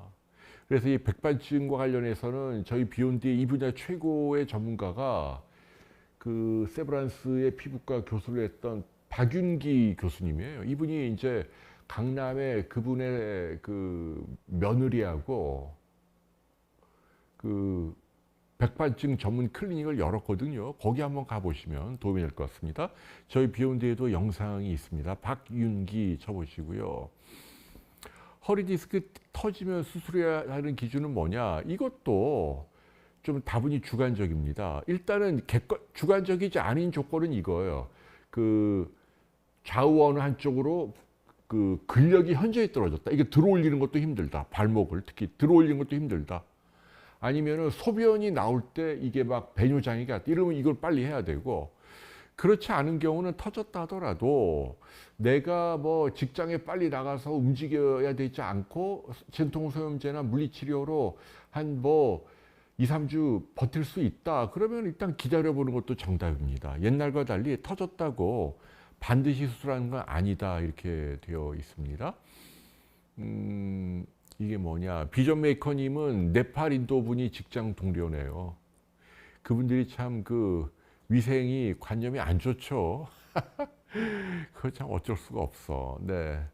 행복소금님, 간암이 여러 곳에 퍼져 있다면 죄송한데 수술은 좀 어렵고요. 더군다나 지금 의료 사태 때문에 대학병원이 쉽지 않고, 그래서 이런 경우는 저는 어떻게 말씀드리냐면은 그것도 결국 개인의 초이스인데, 암이 진행이 돼서 수술이 어려운 경우에 과연 이제 고식적인 수술이라도 할까 아니면 항암제를 맞을까 이런 고민들 많이 하잖아요. 웬만하면 저는 안 합니다. 왜냐하면 결국은 돌아가시거든요. 이렇게 퍼져 있는 암은 떼내거나 작게 하고 항암제로 눌러도 시스테믹하게 퍼져 있기 때문에 눈으로 안 보인다 하더라도 재발해서, 그러니까 사는 기간은 거의 똑같아요. 근데 문제는 아까 말씀하신 치료를 하면 아주 작은 비율에서 한 몇 달 더 산다 뭐 이건데, 이게 내 경우가 된다는 보장이 없고 그리고 돈도 많이 들고 무엇보다도 힘들잖아요. 항암제 힘들어요. 그냥 온몸을 두들겨 맞은 것 같고 몸살기에 피곤하고 기진맥진한데, 그 돌아가시기 한 6개월은 중요한 시기죠. 의식 있고 움직일 수 있을 때 몰핀 맞으면서 안 아프게 하면서 여행도 하고 가족들하고 뭐 이런저런 삶을 정돈할 수 있는 기회를 갖는 게 더 중요하다. 저는 개인적으로 그렇게 생각합니다. 그러나 물론 뭐 표적 항암제라든지 뭐 면역 항암제라든지 첨단 항암제로 도움을 받을 수 있다면 해야죠. 근데 그게 아니고 옛날 전통 방식의 항암제는 저라면은 이미 진행된 암은 저는 안 합니다. 선서님이 똑같은 티셔츠라고요. 네, 반갑습니다. 브라이언 지아이님, 전립선 비대증도 이것도 뭐 전문가이다. 그 저는 박문수 선생님 추천하고 싶어요. 설릉탑 비뇨기과. 저보다 2년 선배인데 이 분야에 아주 대가입니다. 그 보라매 병원에서 교수도 오래 하시고 아주 양심적이고 실력도 아주 짱입니다. 박문수라고 한번 찾아가 보십시오. 코스모스님은 14개월 여아인데 콧구멍 아래 상처, 흉터 안 생깁니다. 네, 여러분 알아두세요. 얼굴은 우리 몸의 모든 부위 가운데 가장 상처가 안 생기는 부위입니다. 우리 조물주가 이렇게 만들어 그래서 걱정하지 마시고 상처가 생겨도 좀 지나서 이렇게 수술하면 돼요. 근데 웬만해서는 안 생깁니다. 뭐 처음에는 막 이렇게 벌어지고 그러니까 예를 들면 조직이 이만큼 패여서 떨어졌다 이런 거라면 좀 그런데 뭐 찢어진 거다 이런 거면요 웬만하면 다 흉터 없이 붙습니다. 네. 얼굴은 흉터가 안 생기고 잘 낫는다. 틱장애 하는 주님 10살이다. 이것도 뇌가 이제 그 사실은 틱장애를 병으로 봐야 하냐. 뭐 괜히 뭐 병으로 봐서 심각하게 어떤 의사들은 엄마를 막 혼내는 경우가 있는데 그건 의사가 굉장히 잘못된 태도입니다. 엄마 잘못도 아니고 훈육의 문제가 아니에요. 그냥 그 이 운동을 조절하는 신경이 미숙해서 그런 거예요. 키가 덜 자라듯이 대개는 나이가 지나면 저절로 좋아지고 그래서 막 소리를 세게 지른다라든지 엄청나게 옆 사람에게 방해가 되지 않는다면 굳이 치료할 필요가 없다. 심할 때는 먹는 약이 있어요. 뭐 리스페달 뭐 이런 거 등등 뭐 그런 거 좀 쓸 수가 있습니다. 소아정신과를 가셔야 하는데 중요한 건 엄마가 대범한 게 중요해. 괜찮아. 이거 그냥 너의 개성의 하나야. 이렇게 하는 게 좋습니다. 네, 박현지님, 유전이라는 게 이제 우리가 아는 100% 유전이 아니고, 그러니까 이제 엄마 아빠가 있으면 아들에게 생길 확률이 높다 이런 거죠. 100%는 아니지만 그러나 확실히 체질적인 겁니다. 그렇게만 알고 계시면 될 것 같고요. 열경련, 열경련 흔하죠. 열나면 아이가 경련 일으키고 뭐 이제 간질로 오해하고 걱정 많이 하는데 아시죠? 여기 열 날 때 옷 좀 벗기고 좀 시원한 물로 이렇게 닦아주고 그러면 체온이 떨어지면 좋아집니다. 병원에 안 가도 될 것 같아요. 오세광님, 진드기? 진드기도 웬만한 진드기는 괜찮아요. 요새 제주도 진드기 때문에 걱정 많이 하는데 그게 진드기에 물려도 그 리케차가 그 병원균이 있어야 돼요. 근데 그런 경우가 있을 확률이 뭐 몇천 분의 1? 그 정도니까. 그리고 또 있다 하더라도 그걸로 뭐 콩팥 망가지고 죽을 확률이 또 몇천 분의 1. 몇백만 분의 1이에요, 결국. 그래서 이게 그 대부분은 너무 걱정 안 해도 되고 또 문제가 되는 건 나이가 많은 분, 그 다음에 당뇨가 심한 분, 뭐 이런 분들이 진드기에 물려도 탈이 생기고 또 그 비브리오라 그러죠. 여름에 이제 지금 이 시기에 이제 피부에 상처가 있는데 바닷가에 들어갔다. 그러면 이제 그 균이 들어와서 폐혈증으로 죽거나. 근데 그것도 일반인들은 괜찮다. 우리 같은 사람들은. 근데 이제 당뇨나 간 경변이나 뭐 이걸 수십 년 오래 앓은 분들은 이제 안 좋은 거죠.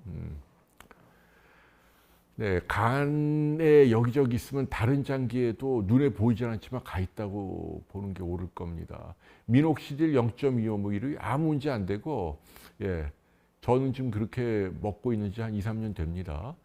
체중 관리하는 법, 간헐적 단식 괜찮아요. 근데 이제 그거를 14시간 간격으로 두면 도움이 된다 그러죠. 그러니까 무슨 얘기냐면, 하루에 2끼만 먹는데, 아침을 예컨대 이제 10시에 먹는다. 그러면 저녁을 예를 들면 6시에 먹으면 그러면 6시간 후에 밥 먹고 나머지 그 밤으로는 6시부터 그 다음날 아침 10시까지니까 12시간, 14시간인가? 아니지. 16시간이네. 이해가 되시나요? 그러니까 뭐냐면 하루 중에 식사와 식사 사이에 그 끼니의 그 인터벌이 12시간, 14시간을 얘기하기도 하는데 12시간을 넘어가면 길게 해주면 도움이 된다는 얘기죠. 그러니까 14시간으로 합시다. 그러니까 예를 들면 이제 저녁을 7시에 먹었다. 그러면 그 다음날 아침을 7시면 12시간이니까 9시에 먹으면 되는 거죠. 이해가 되시나요? 그러니까 저녁을 7시에 먹었다. 그러면 14시간 후에 그 다음날 9시에 먹잖아요. 그런 식으로 끼니의 간격을 일부러 넓혀주면, 그리고 이제 그 아침 9시부터 저녁 7시 사이는 낮에는 뭐 아무 때나 먹어도 돼요. 근데 아무튼 하루 중 언제라도 한 끼와 한 끼 사이만 길게 이렇게 떼주면, 그러면 이제 우리 간을 비롯한 신진대사가 원시 시대의 기아를 경험함으로써 인슐린을 이렇게 떨어뜨리고 대사를 항진시켜서 살이 안 찌게 한다. 뭐 이런 이론이 있고, 이거는 과학적으로 검증이 된 겁니다. 그래서 그 정도 간헐적 단식이 낫지, 한꺼번에 뭐 3일을 안 먹는다, 이런 건 부담이 크기 때문에 바람직하지 않습니다. 네. 관상동맥 CT를 당뇨가 있고 나이가 많은 분은 한 번쯤 찍어보는 건 좋아요. 이건 아프지 않고 뭘 집어넣는 게 아니니까 정확합니다. 그리고 금방 끝나고. 그래서 저도 한번 해봤거든요. 요즘은 CT 찍으면 혈관이 막혔는지 나오니까. 고양이 아니고요. 쟤는 저 강아지입니다. 네. 방송에서 봤던 제일 예쁜 여자 연예인은 누구인가요? 이영애 씨가 예뻤던 것 같은데, 이영애. 근데 이런 얘기 하지만 이영애 씨가 근데 얼굴은 예쁘신데 한고은 씨가 예뻤던 것 같아요. 한고은 씨. 예, 뭐 그 정도만 하고 넘어가야겠다. 네. 그리고 가슴에 통증이 있는데 검사해도 병명이 없다. 그런 거는 이제 심장의 문제가 아니고 여기 가슴 앞쪽에 늑골 쪽에 근골격이 문제예요. 자세 이상이나 운동이나 이게 뭐 인대가 늘어나듯이. 그래서 그거는 그냥 무시해도 되는 거예요. 네. 실버탭 님이 허리 디스크 터져서 15분간 죽을 만큼 아픈 통증이, 아이고. 근데 여러분, 이게 저 대단히 죄송한데 그렇게 아픈 건 또 의외로 예후가 좋아요. 희한하죠, 우리 몸이. 예. 그러니까 그 칼로 찌르듯 급성으로 심하게 아픈 걸수록 장기적인 예후는 좋고, 예, 제가 해드리고 싶은 얘기는 많이 아플 땐 마약성 진통제를 쓰시고 시간이 지나면 반드시 좋아진다. 수술이 필요하면 하시고, 아니면 그냥 좋은 자세와 근육 강화, 뭐 운동 이런 것만으로 결국은 뭐 한 달이든 두 달이든 좋아진다. 이런 말씀을 드리고 싶어요. 네, 신민경님은 50대 일본에 계시는구나. 요새 일본 좋지요. 지금 말씀하신 증세들, 뭐 소화장애, 가슴 두근거림, 답답함, 불안감, 이게 전부 다 자율신경 실조고 그냥 신경증입니다. 뉴로틱, 노이로제예요, 옛날 말로. 이거는요, 뭔가 낙을 찾아야 돼요. 좋은 거, 나 하고 싶은 거. 그러면 그냥 저절로 좋아집니다. 정말로. 예, 그래서 뭔가 낙을 찾으시고, 뭐 노래를 부르든 화투를 치든 친구랑 수다를 떨든 뭐 마라톤을 하든 뭐 좋아하는 팬클럽에 가서 막 이걸 하든 응원을 하시든. 그리고 심할 때는 항불안제 쓰십시오. 환절기에 코끝이 찡하면 감기인가요? 감기일 수도 있고, 이제 콧물과 재채기가 있으면 알러지죠. 네. 온몸에 두드러기다. 이것도 알러지죠, 뭐. 네. 그 알러지 약 드시면 도움이 됩니다. 알러지 약을 쓰세요. 그 처방되는 약이 있고 처방이 안 되는 약이 있고, 처방 필요 없는 약이 있거든요. 그래서 어떤 거든 편하게. 요새는 졸립지 않은 약도 있으니까. 어쩔 팀님이 며느리분을 뵙고 싶어요. 이거 참, 제가 이건 뭐 아직 비밀인데 여러분께만 좀 알려드리면,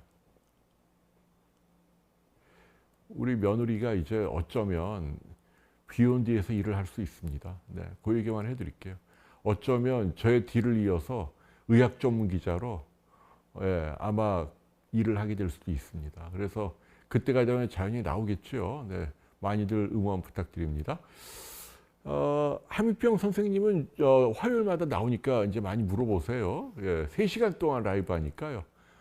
미리 올려주시면 저희가 질문을 전달을 해드릴게요. 그 함 선생님 그 라이브 시간에 그 댓글로 미리 올려주시면.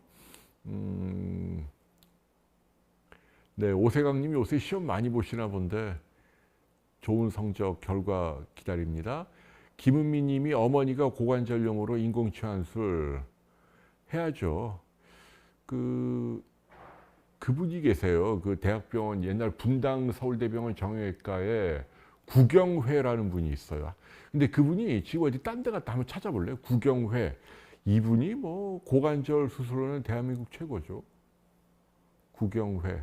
비욘드에도 출연 많이 하셨고. 근데 분당 서울대병원에 있다가 어디 가셨는지 한번 알아보세요. 근데 그분을 추천합니다.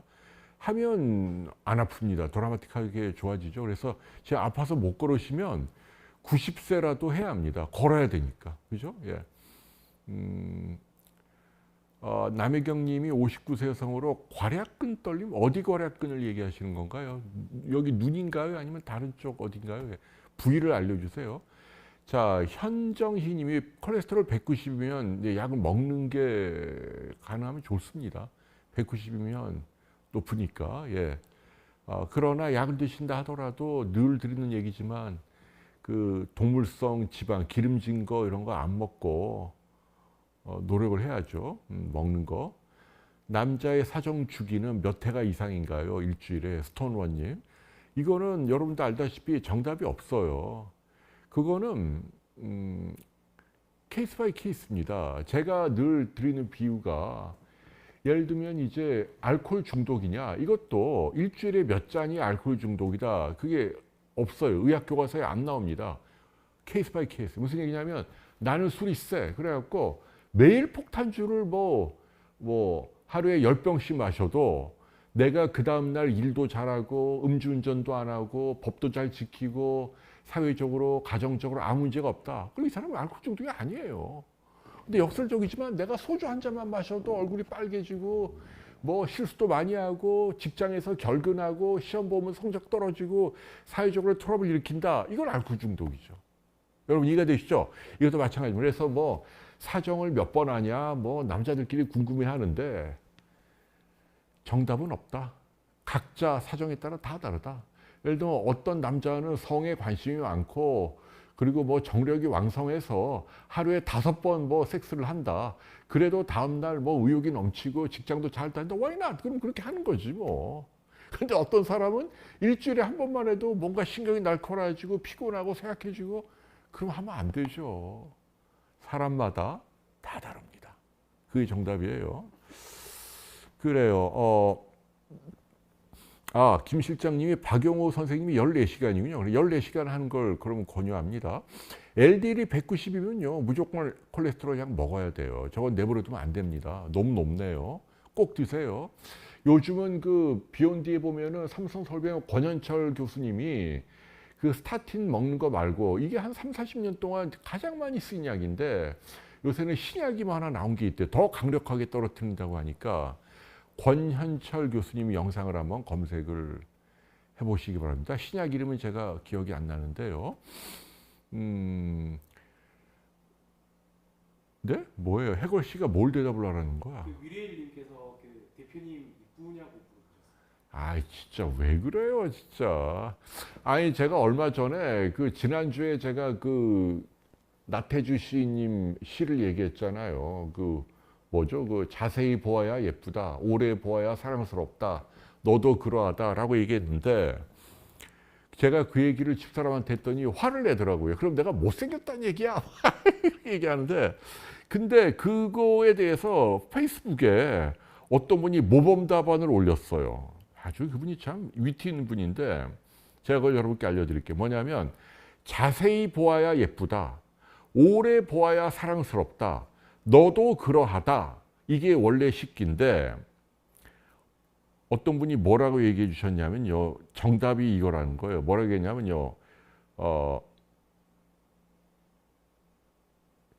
자세히 보아도 예쁘다. 오래 보아도 사랑스럽다. 너는 그러하다. 너도 그러하다가 아니고 너는 그러하다. 이게 정답이란. 조윤정님, 진짜 브라보, 최고예요. 자세히 보아도 예쁘다. 원래 예쁜데. 오래 보아도 사랑스럽다. 그리고 너는 그러하다. 이게 정답이다. 참, 이게 뭡니까? 이게 진짜. 이렇게 이 여성들은 우리 남자들이 볼 때는 별거 아닌 거에 참 예민하신데 여러분 남자들은 표현을 못해서 그렇죠. 아 제일정형외과로 가셨구나. 제일정형외과 구경회 선생님을 추천합니다. 네. 창문에서 뭐 하냐고요? 아무것도 안 한대요, 유보트님. 예. 아 창문 저 뒤에는 그 갈대 인조 갈대인데 지금 바람이 흔들거리는 거예요. 그래요. 그리고 박현지님이 제 목소리 위로받고 간다. 고맙습니다. 보배보배님이 CT에서 다발성 폐결절 작년과 같다. 예, 양성이죠. 이제는 잊어버려도 됩니다. 한 5년이나 10년 있다 한번 보시면 될 것 같고요. 김구라 씨는 카메라 꺼지면 정말 젠틀한가요? 김구라 씨가 저희 여기 스튜디오에 그 새로 결혼한 여성분은 미인이시더라고요. 엄청 미인인데 오셔갖고 저하고 여기서 커피도 마시고 보기하고 달리 아주 사람 마음이 따뜻하고 좋은 분입니다. 잘 챙기고 의리도 있고 김구라는 정말 제가 개런티하는 멋진 인성의 그 연예인이다 이런 말씀을 해드리고 싶어요. 엘보그님이 밤만 되면 기침이 심해서 이비인후과에서 비염이다. 그러니까 이게 이제 감기는 아니고 만성 비염이죠. 그래서 이거는 알러지약이나 비염 치료를 뿌리는 약을 좀 써야 돼요. 증세가 없을 때도 해야 합니다. 그래야만 좋아집니다. 증세가 심할 때 쓰는 것보다는 네, 그래야만 효과가 있어요. 이렇게 다시 한번 알려드립니다. 이 알러지약의 특징은 뭐가 좀 심해지려고 할 때 써야 돼요. 잔뜩 성이 나서 심할 때 쓰면 효과가 없어요. 네. 김NK님이 어머니가 폐선암 4기다. 아, 지오트립 2주, 저혈압.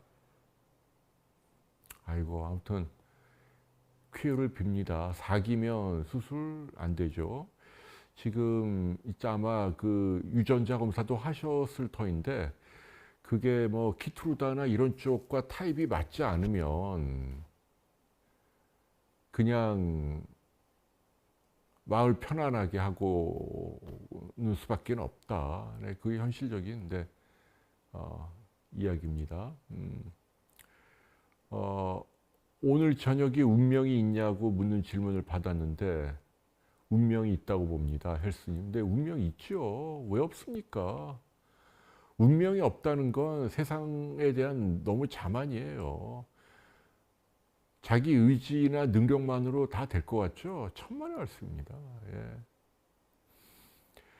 실버템님이 우리들 병원 강북점에 가세요. 강북점에 그 유명한 의사 있는데 수술 되게 잘합니다. 강북점의 그 원장님, 그 제 학교의 선배님인데 우리들 병원 강북점 정말 추천합니다. 그분 이름이 갑자기 기억 안 나는데 거기 제 얘기를 하시고 가시면 아마 정말 수술 잘합니다. 어쩔 팀님 조블랙의 사랑 정말 좋은 영화죠. 거기에 그 여성이 저 브래드 피트한테 반해갖고 그냥 빠져들어가는 장면이 예술입니다. 팔다리의 틱 현상 이것도 족보에 있는 병이에요. 이거는 신경과로 가면 치료가 잘 됩니다. 뇌의 문제라기보다 말초신경 운동장애죠. 네. 이 편하게 잠을 못 자거든요. 그래서 HSK님 신경과의 말초운동 신경장애 약 드시면 좋아집니다. 우울증이 스스로 노력으로 좋아지냐 쉽지 않지만 노력도 해야죠. 네. 예를 들면 햇볕 아래에서 운동하는 거 현재로서는 그게 제일 좋은 걸로 돼 있고 잘 먹고 그 다음에 신뢰할 수 있는 소수의 사람과 리얼 커넥션을 계속 유지해 주는 거 이런 게 우울증을 이기는 힘이 된다고 합니다. 엔젤님이 방송에서는 왜 그러세요라는 말이 무슨 말인지 모르겠습니다. 권기일님이 건방스럽다. 네, 미안합니다. 건방스러워서. 그리고 아유.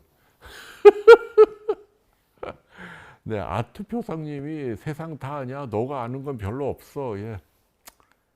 아무튼 뭐 미안합니다. 내가 어디가 또 마음에 안 드셨는지. 네가 뭘 그리 잘한다고 좋은 고급 의자에 앉았네. 좋은 의자에 앉으면 겸손하게 답해라. 건방지게 말하지 말고. 아니 뭐 이제 그런 식으로 말하면 저는 여러분 앞에 나타날 수가 없는 거지. 뭘 해도 건방진 놈이니까요. 무슨 말을 해도 아 너는 뭐 한 놈이니까 그러네. 뭐 이러면 네. 예 그냥 두시고 50세 여성인데 서해부 접히는 부위가 아프다. 둘 다 그런가요? 아니면 오른쪽 왼쪽 어느 한쪽이 그럴까요? 대개 거기는 이제 림프절이 있는 부위잖아요. 그러니까 림프절 염이 있는지 이게 뭐 이렇게 동글동글하게 이 만져지는지 한번 보세요. 네. 림프절염이 있으면 한 번은 조직 검사 간단하게 해보는 게 좋긴 해요.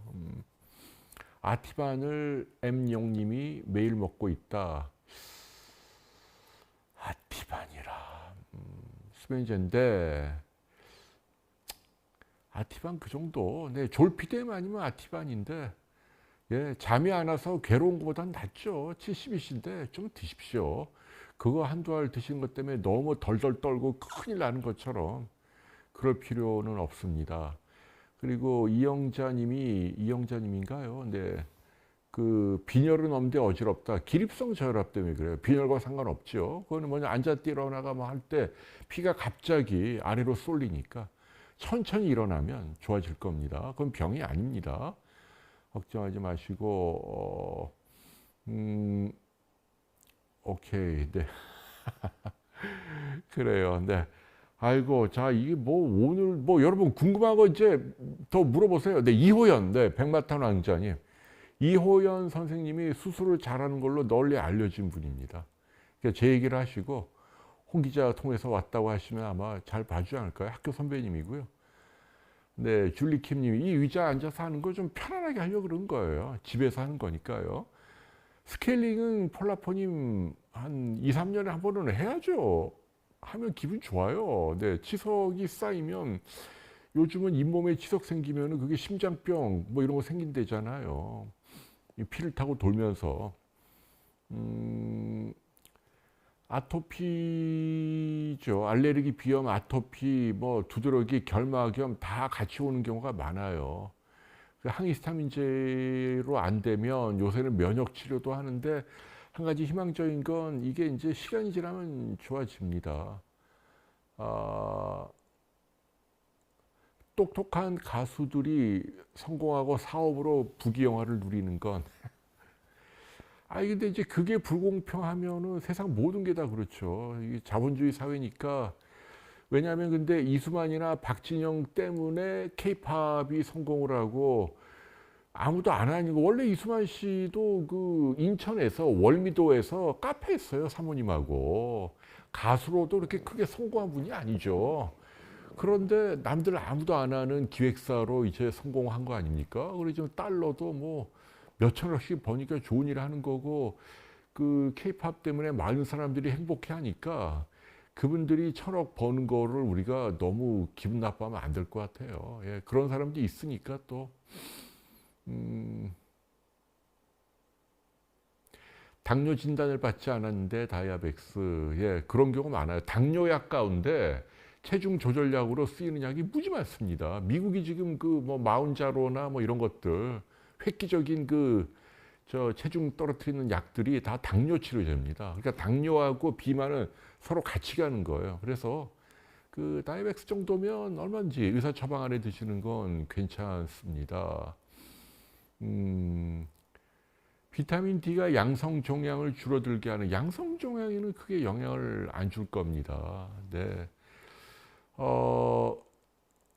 몰립케이님이 우리나라는 좀 사회주의가 예, 뭐 그동안에 재벌들이나 기득권들이 반칙을 많이 한 게 있으니까 반작용으로 이제 국민들이 피해의식을 많이 느끼고 사회주의 성향을 갖는 건 맞긴 한데 근데 이제 우리나라도 이 민도가 많이 늘었어요. 지금 우리나라는 지금 뭐 손흥민 축구나 뭐 오타니 야구를 보는 사람들 아닙니까? 그리고 뭐 외국의 유명한 피라모니 뭐 공연하러 오면 완전히 매진되고 공연장, 문화, 예술, 스포츠 글로벌하게 한국이 지금 이 수준이 올라가 있기 때문에 이거를 사회주의로 하면은 당장은 시원할지 몰라도 답이 없어요. 그러니까 극단적인 사회주의 생각을 가진 인구의 한 20, 30%를 중도에 있는 분들이 이끌어줘야 돼요. 너네 그러면 안 돼. 그래 돈 많은 놈들이 좀 잘못한 거 있고 그거는 제대로 처벌하고 비판하자. 그러나 그렇다고 해서 이 알을 낳는 거위를 죽이면 안 되죠. 달러를 벌어야지 아이스 아메리카노도 마시고 뭐 하다못해 에어컨도 돌리고 뭐 손흥민 축구도 보고 뭐 그런 거죠. 뭘 합니까? 북한밖에 더 됩니까? 그런 거 다 못하게 하면. 중도에 있는 분들이 노력해 주시면 생리전 증후군 뭐 여러 가지인데 그 뭐더라 폰탈이라는 약이 좋대요. 생리식염 진통소염제가 여러 개가 있는데 폰탈이라는 게 그 생리전 증후군에 은미김님 도움된다고 하니까 폰탈 좀 드셔보세요. 안전한 약입니다. 그래요. 췌장의 양성 신생물, 네, 이거 그거요. 그냥 2, 3년에 한 번 관찰만 하면 됩니다. 영숙이 TV님. 몸에 혹은 누구나도 생기는 거예요. 어디에나.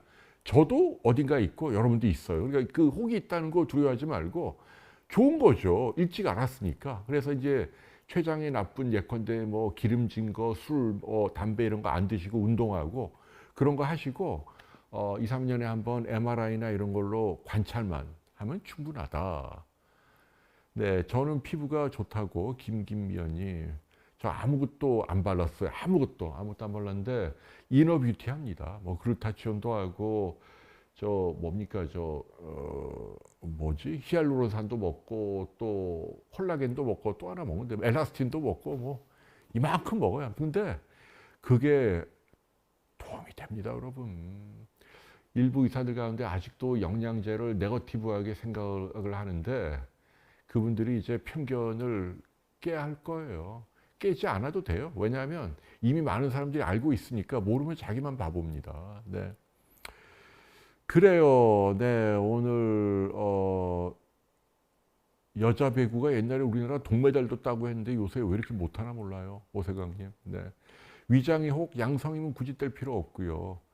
글루타치온 예, 보배님. 근데 그게 아주 강력한 항산화제니까 건강에도 도움이 됩니다. 그거를 예를 들면 3억 장이 팔렸거든요. 3억 장이 간단합니다. 근데 그게 효과가 없으면 아무리 여에스터가 떠들어도 그걸 사람들이 삽니까? 몇만 원씩 하는데. 그래서 좋은 건 좋은 거다라는 말씀을 해드리고 싶어요. 치아 변색 얘기는 제가 잘 모르겠네요. 그럴 리가 있을까요? 네, 메커니즘상 그럴 것 같지 않은데. 존 페트루치님, 저는 비타민 D를 영양제로 따로 먹습니다. 하루 2,000IU씩 먹고 있고요. 감마리놀렌산도 수지님 도움이 됩니다. 생리전 증후군에. 네, 좋은 지적입니다. 도움이 된다는 이야기 많이 있어요. 백반증은 뭐 레이저를 비롯한 많은 치료가 있는데 전문가를 찾아가시면 도움이 될 것 같습니다. 오케이. 네, 여러분. 그래서 전자담배는 그나마 일반 담배보다는 낫습니다. 명승건 교수님도 펜트하우스에 사나요? 아닙니다. 명 교수님은 저 강북의 아파트에 사모님과 또 두 아드님과 아주 행복하게 잘 살고 계십니다. 베타글루칸 도움이 된다는 얘기 있는데 뭐 저라면 먹겠어요. 버섯 좋으니까. 근데 그걸로 암을 치료하기 위해서 먹는다? 그건 아닌 것 같고. 근데 도움은 될 것 같아요. 글루타치온은 네덜란드 회사에서 수입하는 거 맞아요. 장기적으로 주식이 오른다. 나도 그 회사 주식을 사야 되려나? 지금 어마어마하게 그 중국도 있고 뭐 싸게 하는 데인데 제일 좋은 게 네덜란드 회사인데 이름이 뭐더라지 알았는데 에스터 포뮬라가 제일 많이 수입해 옵니다. 뭐 엄청나게 많이 수입해 오는데 거기 진짜 주식을 사야 되나? 저 사야겠다. 네. 그래요. 디톡스 효과도 좀 있다고 봐야죠. 디톡스를 항산화로 해석을 하면요. 오케이. 여러분, 오늘은 아무 주제 없이 여러분과 함께, 이제 왜냐하면 내일 방송할 분들하고 이제 술 한잔 했거든요. 근데, 기분이 좋네요. 여러분 또 이렇게 응원해 주시고, 귀한 시간 같이 해 주시고, 아무튼 저도, 이 금요일 날 사실은 뭐 만나자는 사람은 많지만 여러분과 만나기 위해서 이 시간만큼은 제가 양보를 하고 있지 않습니다. 그래요. 알러지 약을 바꿔보시고 안 될 경우에는 면역 치료를 시도를 해보시기 바랍니다. 그래요. 네. 근데 일라릴리 이미 많이 오르지 않았나요? 지금. 네, 저쪽 노보노디스크도 엄청 많이 올랐고 이미 그 삭센단이 그 마운자로 라이벌 있죠. 그 뭐더라 또 하는데 아무튼 그게 뭐 어마어마하게 이미 올라갔고 또 오를지 모르겠네요. 근데 이제 제가 한 가지 예언을 하면 마운자로나 이게 식욕을 떨어뜨리잖아요. 식욕은 우리 인간의 가장 중요한 본능인데 이걸 강제로 떨어뜨리는 거라 부작용이 과연 없을지 좀 불안합니다. 근데 아직까지는 별로 없다 그러는데 몇 년 있다 또 어떤 부작용이 나올지 모르죠. 왜냐하면 지금까지 식욕 떨어뜨린다고 알려진 약들이 다 퇴출됐거든요. 뭐 심장의 부작용 뭐 해갖고 다 FDA에서 퇴출돼서 이건 어떨지 모르지만 뭐 그거보다는 기전상 안전하지만 그러나 모른다는 얘기죠. 제일 좋은 건 어쨌거나 내가 힘들지만 근육을 키워서 내 몸속에 대사를 태우는 난로의 크기를 크게 키우는 거. 근육이에요, 근육.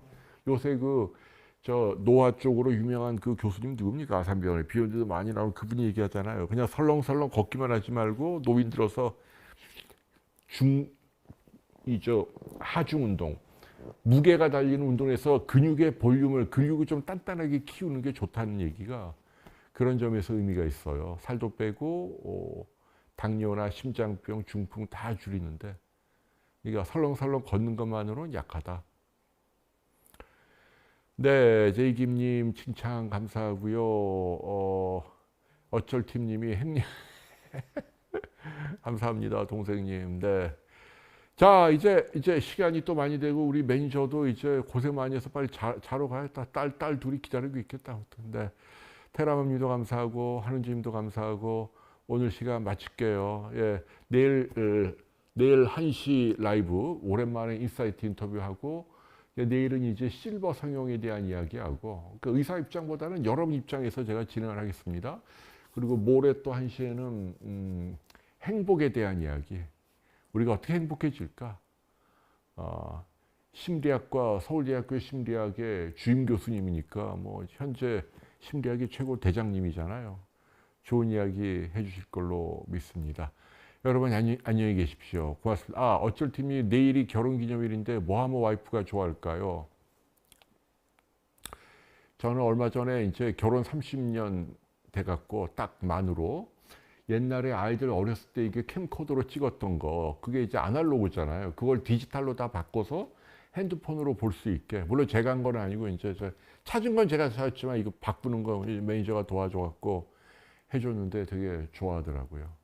그러니까 옛날에 어떤 찍었던 사진을 잘 모아갖고 영상이나 그걸로 하나의 파일을 만들어 이걸로 올려주면 아마도 고마워하지 않을까 그렇게 생각을 해봅니다.